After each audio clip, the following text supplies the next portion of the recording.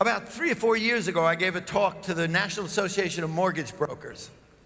They don't seem to be hiring a lot of people these days recently. But right before me, they had the 4 top people in the country, top producers.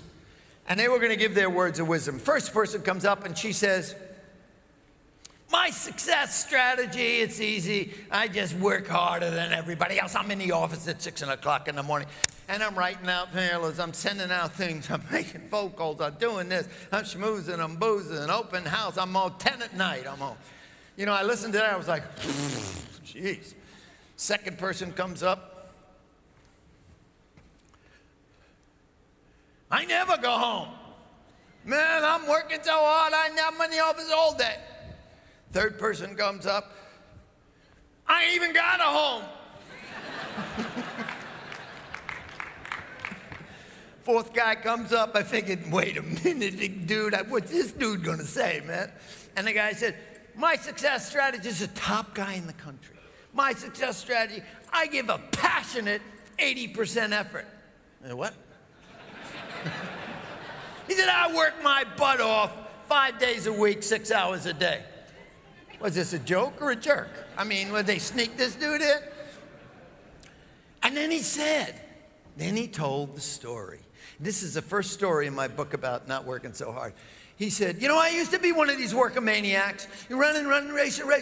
And he said, man, I was so stressed, working so hard. You know, my marriage was on the rocks. I didn't even recognize my kids. I couldn't sleep. I had, you know, all kinds of, you know, ticks and tocks, and, you know, I was a mess.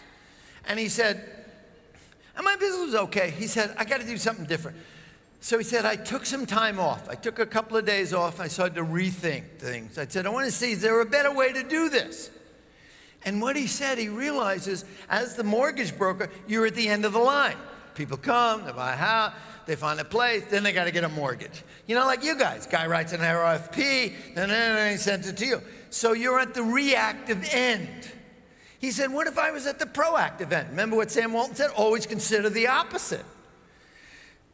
And he started thinking, you know, he checked with the Chamber of Commerce. He found that there were some big companies coming into North Carolina where he lived. So he contacted the companies before they came there. And he talked to them, and eventually he went out and made a presentation, and he showed people the housing, the recreation, the education, all of that stuff. And while the people were there, with the people who were going to move there, he pre-qualified them for a mortgage. The guy made $5 million in his pocket that year. $5 million. What did he do? He stopped for a minute. What I said, stop, look, choose a different way. Stop, look, and choose. That's the key thing. Stop and step back. Look at what you're doing. Rethink some of the rules of your game. That's what he did. That's a formula. You know, he went from being at the reactive end to being at the proactive beginning and creating the opportunities.